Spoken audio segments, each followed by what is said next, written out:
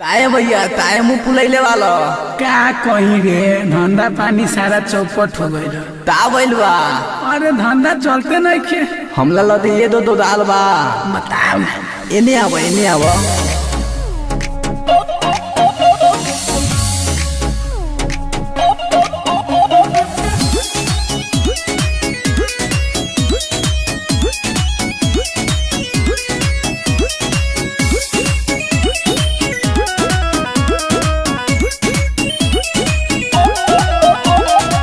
तोहरा लगे बाटी पाकल मौसमी बेच के न जइबू तमारी ताहर मम्मी। तोहरा लगे बाटी पाकल मौसमी बेच के न जइबू तमारी ताहर मम्मी।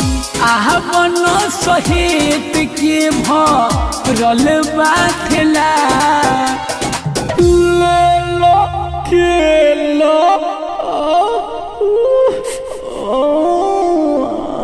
ले लो नकेला हो जाके करी हो तू खेला।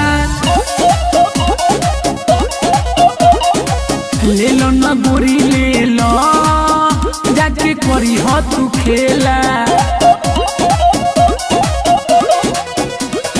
अरे सुजीत नारी का रे लुता ना भैया हम देता तानी बेच बेच बेतना बेटा डलदी अपन मोथमी हो। बेतना बेटा डलदी अपन मोथमी हो। बेटी बेटी तीन लीहा एक पीठ तेरा हो। बेटी बेटी तीन लीहा एक पीठ तेरा हो। अभी पूरा के नानी होला पिनियाई तेरा हो।